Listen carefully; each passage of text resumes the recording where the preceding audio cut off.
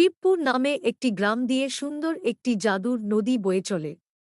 জাদুর নদীতে সারা বছরই জল থাকত। গ্রামের আশেপাশে অনেক সুন্দর সুন্দর গাছপালা আছে।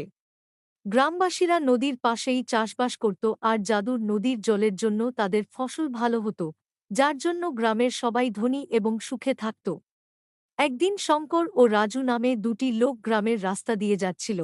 গ্রামের গাছপালা ও সৌন্দর্যে দেখে তারা সেখানে দাঁড়ালো এবং শঙ্কর রাজুকে বলল, রাজু, দেখ কত সুন্দর গ্রাম। এখানকার লোক দেখছি সবাই সুখী ও টাকা পয়সাওয়ালা মনে হচ্ছে।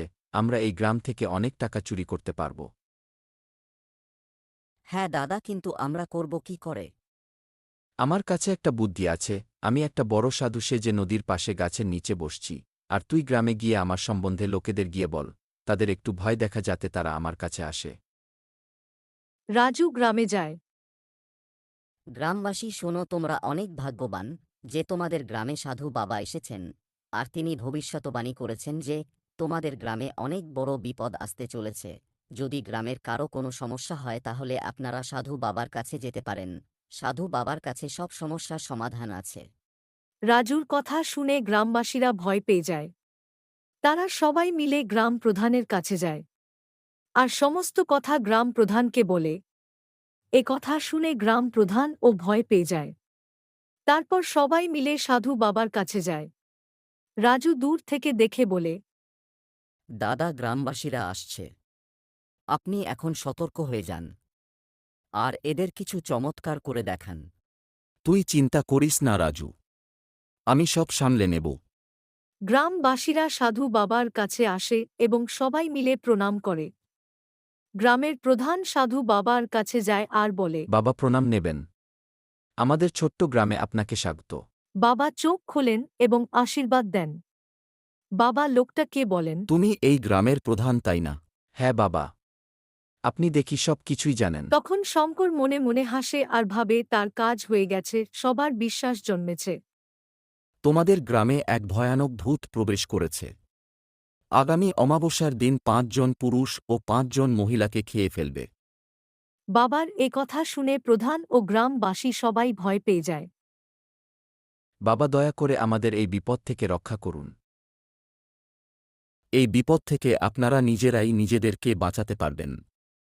আমাদের কাছে ভূতের সাথে লড়াই করার মতো সাহস নেই। আপনি যদি ভূতের খাবার জন্য ৫ জন পুরুষ ও ৫ জন মহিলার জায়গায় ৫টি বড় গাছ ও ৫টি ছোট গাছ কেটে রেখে দেন, তাহলে ভূতের খাওয়া হয়ে যাবে। ঠিক আছে বাবা, আমি এখনই গাছ কাটার জন্য বলছি। প্রধান তখন দুজনকে গাছ কাটার জন্য বলেন। আর বাকি গ্রামবাসী বলে, আজ একমাত্র বাবার জন্য আমরা এই সমাধান পেয়েছি। বাবা আমাদের কাছে ভগবান। আপনাদের আর কোনো সমস্যা থাকলে বলতে পারেন। আর যতটা পারবেন বাবাকে কিছু টাকা পয়সা দিয়ে সাহায্য করেন। এ কথা শুনে গ্রামবাসীরা বাবাকে টাকা পয়সা এবং অনেক উপহার দেয়। আপনাদেরকে বলবো, আগামী ৫ দিন কেউ রাত্রে বনের মধ্যে যাবেন না। রাত্রি ১:০০টা থেকে সকাল ৬টা পর্যন্ত কেউ বাড়ি থেকে বেরোবেন না। তারপর সবাই বাবার কথা শুনে ভয় পেয়ে নিজেদের বাড়ি ফিরে যায়। আর রাত্রি ১০টার আগেই সবাই শুয়ে পড়ে। তারপর রাত্রে বাবা ট্রাক ডেকে এনে সমস্ত কেটে রাখা গাছ বেঁচে দেয়। সকালে গ্রামবাসীরা ঘুম থেকে উঠে দেখে কেটে রাখা গাছগুলো আর নেই। তা দেখে সবাই দৌড়ে বাবার কাছে আসে। দেখেছ, আমি তো বলেছিলাম। রাতে ভূত এসেছিল আর সব গাছ খেয়ে ফেলেছে। যদি কাটা গাছ না থাকত তাহলে মানুষ খেয়ে নিত। আর আপনাদের দেওয়া সব টাকা আমি গরিবদের দান করে দিয়েছি। বাবার ও কথা শুনে গ্রামবাসীরা বাবাকে আরও টাকা পয়সা দান করে। আর সবাই গাছ কেটে রাখে। রাত্রে বাবা সবকিছু ট্রাক এনে বেচে দেন। এরকম ৭ দিন চলে। জাদু নদী এসব কিছু দেখতে থাকে। বাবা তো জানেন না যে এই নদী জাদু নদী। নদী ভাবছে এইভাবে তো গ্রামের সব গাছ কেটে যাবে আর গ্রামবাসীরাও গরিব হয়ে যাবে। নদী এই ভণ্ড সাধুর উদ্দেশ্য সবার সামনে আনতে চায়। জাদু নদী একটা মেয়ের রূপ ধারণ করে আর গ্রামের প্রধানের বাড়ির সামনে গিয়ে কান্না করতে থাকে। কান্না দেখে প্রধান ও গ্রামবাসী তার কাছে আসে আর তাকে জিজ্ঞাসা করে, কি হয়েছে তোমার? মেয়েটি বলে, আমার এই পৃথিবীতে কেউ নেই আর আমার খুব খিদে পেয়েছে। সেই সময়টা ছিল সন্ধ্যা। সবাই ভয় পাচ্ছিল রাত হচ্ছে। প্রধানকে বলল, একজন আজকের রাত্রে আপনার বাড়িতেই মেয়েটিকে রাখুন এবং খেতে দিন। রাত হচ্ছে, কাল সকালে দেখব মেয়েটির কি ব্যবস্থা করা যায়। তারপর প্রধান মেয়েটিকে নিয়ে তার বাড়ি যায়। রাতে মেয়েটি বাড়ি থেকে চুপচাপ বেরিয়ে এসে জোরে জোরে কান্না করতে থাকে। রাত্রি হবার কারণে সবাই জেগে যায়, কিন্তু বাইরে কেউ আসার সাহস পায় না ভয়ে।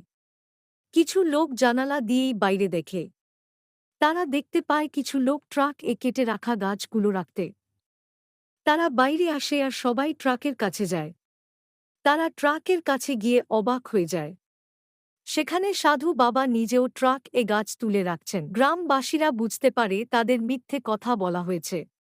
এ বাবা একটা ভণ্ড সাধু। তারপর সবাই মিলে গাছের ডাল ভেঙে লাঠি বানিয়ে ভণ্ড সাধুর পেছনে ছোটে সাধু পালিয়েছে। কিছুদূর দৌড়ানোর পর সাধুকে ধরতে পেতে গ্রামবাসী খুব মেরেছে এবং পুলিশে ধরিয়ে দিয়েছে।